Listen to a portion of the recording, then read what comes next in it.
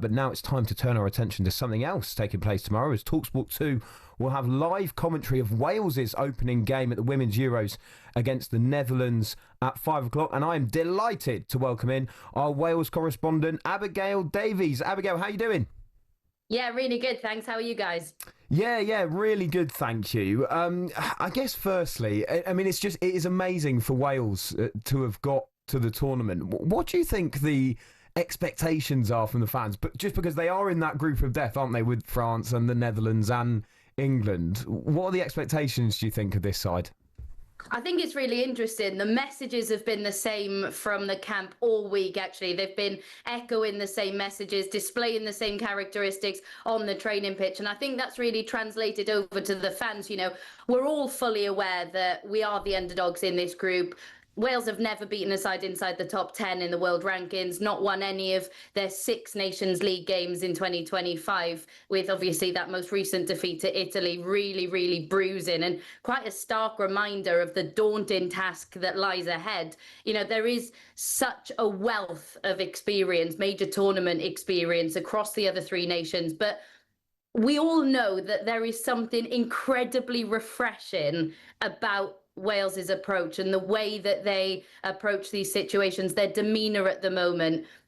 Dare I say it, it's kind of akin to the men's side at Euro 2016, the feeling that is in the camp at the moment. You know, there's a confidence that these players can prove people wrong over the next week and a half. There's a bullish, but in no way arrogant belief and confidence that they can make a real impression. And I think the main thing as fans that we want to see come from this is Wales give a good account of themselves, because the slogan for this tournament has been for us, for them, for her. And it is about honouring the sacrifices that have been made over the years. You know, it's not been long that Wales have been in this position. The youngsters within the squad, they're acknowledging that this isn't what it's like for Wales, especially Wales women. We're not normally in a position where we can qualify for these major tournaments. So the young players are very appreciative, you know, they're acknowledging those things. The older members of the squad saying, it wasn't long ago where we were having to work full-time jobs in addition to playing football. So,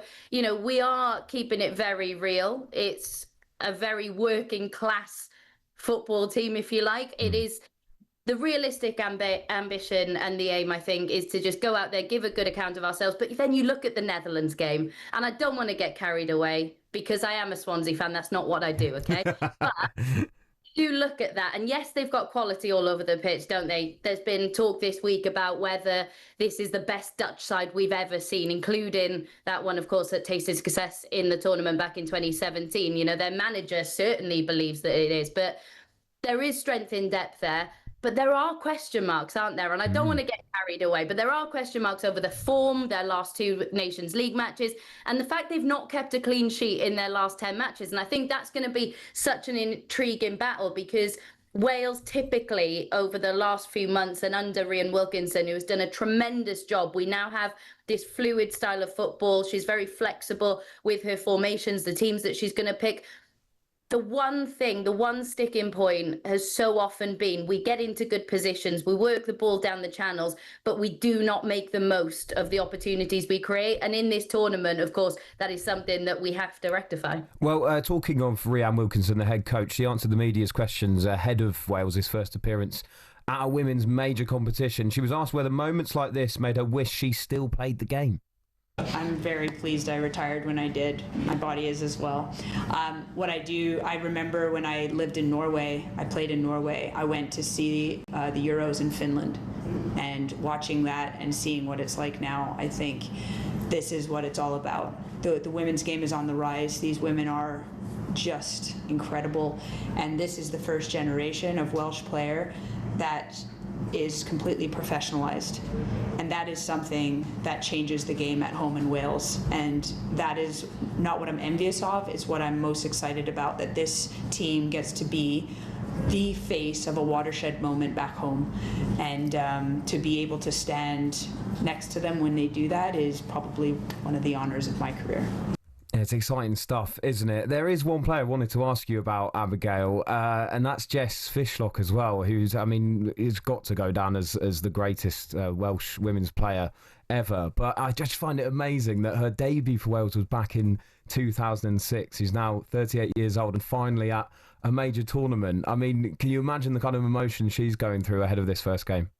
Yeah, I think it's both Jess Fishlock and Sophie Ingle. They're the two really that have really shone, really stood out. And Fishlock now on 162 caps, the highest goal scorer in Welsh history. But for her, you know, she has spoken so much in the build-up to this tournament about the sacrifices, everything that it's taken out of her, both personally and in terms of her career to reach this point. She is one of those players who probably for a long spell in her career didn't think this would be possible. You know, she was one of the players who was among those to have her name on the back of a Wales shirt for the very first time, because that hasn't always been the case. The fight for women's football in Wales has been so tremendous, and she has been instrumental to changing the landscape. I remember being at a game 6-7 years ago and being on the pitch afterwards, and the crowds, the fans that were gathering there just to see her, idolising, adoring her.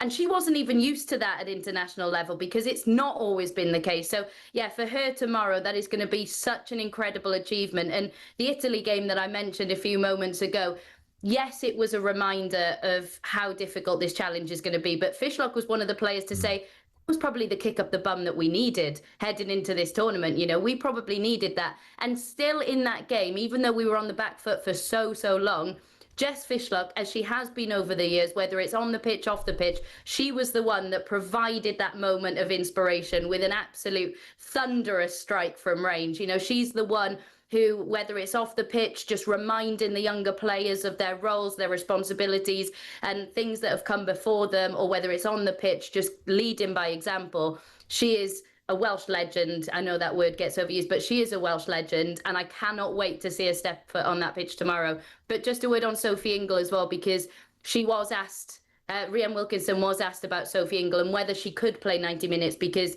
she has obviously suffered that ACL injury, and the majority of Welsh fans were just so thrilled to see her part of the squad. And Rhian she kept her cards close to her chest, but she did say it would be pretty impossible, wouldn't it, for her to go out there and play 90 minutes, given what she's been through. But I think every Welsh fan hopes that at some point, whether it's in tomorrow's game or at some point throughout the group stages, Sophie Ingle will be able to step foot on that pitch and make a mark. Abigail, thanks very much indeed. Enjoy the game tomorrow. Thank you very much. Hopefully we can. Yeah, there we go. Wales against the Netherlands is tomorrow, 5 o'clock kickoff. It will be live on talkSPORT 2. Commentary comes from Cameron Pope and West Ham manager and former Wales assistant coach Rhian Skinner. There has been a goal at the Women's Euros. Germany are taking on Poland. Ian Abrahams. 10 minutes into the second half, Germany 1, Poland 0. It was always going to take something special, I think, to get the Germans ahead, and we've just seen it as well from Julie Brand. It was a lovely goal. She cut in from the right-hand side on her left foot, and from the edge of the area, she has bent it right into the top corner. No chance at all for Schimek, the West Ham goalkeeper, to get anywhere near it. And Germany, who's certainly been knocking on the door towards the end of the first half, have now gone straight through it and got the opening goal of the game. It's Germany 1, Poland 0, 10 minutes into the second half.